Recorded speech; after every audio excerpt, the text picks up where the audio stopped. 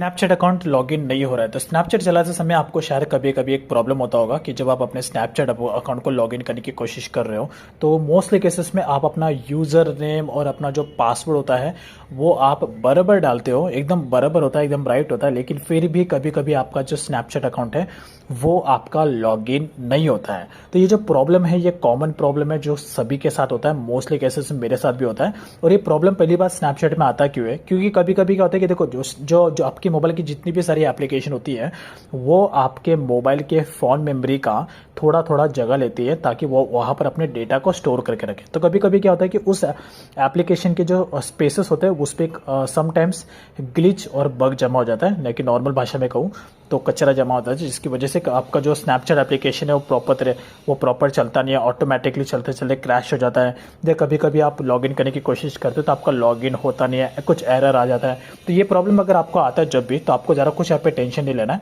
जो आपका Snapchat application है इसको आपको होल्ड करना है, होल्ड करके यहाँ पर एप्लीकेशन इन्फो पे जाना है और यहाँ पर आपको ये दिख रहा है स्टोरेज और कैश मेमोरी, इस पर आपको क्लिक करके यहाँ पर आपको जाना है और इसका जो कैशे है वो आपको क्लियर कर देना है। सिर्फ आपको कैशे क्लियर करना है, अपना जो स्टोरेज है वो आपको बिल्कुल भी इसको छेड़ना नहीं है। अगर आप स्टोरेज डिलीट मार दोगे तो जो भी आपके स्नैप्स, जो भी आपके चैट्स होंगे वो सब डिलीट हो जाएंगे। हाँ, लेकिन ये कभी कभी आपको स्टोरेज को भी डिलीट मारने की ज़रूरत पड़ती है जब आपका स्नैपचैट अकाउंट बिल्कुल भी आपने सब कोशिश कर लिया लेकिन फिर भी आपका स्नैपचैट अकाउंट फिर भी लॉगिन नहीं हो रहा, तो ऐसे केसेस में आपको कभी कभी स्टोरेज को भी डिलीट मारना पड़ता है। बट नॉर्मली केसेस में आपको कैशे क्लियर करके जो आपका स्नैपचैट एप्लीकेशन है उसे आपको यहाँ से अनइंस्टॉल करके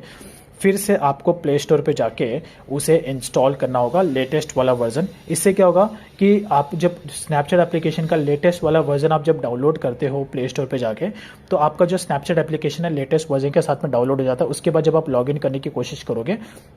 तो आपका जो स्नैपचैट अकाउंट है वो तुरंत के तुरंत आपका लॉगिन हो जाएगा, क्योंकि आपका जो भी ग्लिच, जो भी बग होता है वो पूरी तरीके से निकल जाता है। तो आपका जो भी प्रॉब्लम है वो इस तरीके से सॉल्व हो जाएगा। और साथ ही साथ अगर आपको कभी कभी ऐसा भी होता है कि जो आपका स्नैपचैट अकाउंट होता है उसका पासवर्ड आपको नहीं पता होता है, तो ऐसे में केसेस में अगर आप अपने स्नैपचैट अकाउंट का पासवर्ड आप पता करना चाहते हो तो आप अपने मोबाइल के सेटिंग में चले जाना, गूगल के ऑप्शन में। यहाँ पर आपको पासवर्ड मैनेजर का ऑप्शन दिख रहा है, इस पर टैप करके आप अपने स्नैपचैट अकाउंट का पासवर्ड आप अपने गूगल पासवर्ड मैनेजर में आके चेक कर सकते हो। तो आपका पासवर्ड आपको यहाँ पे देखने को मिल जाएगा।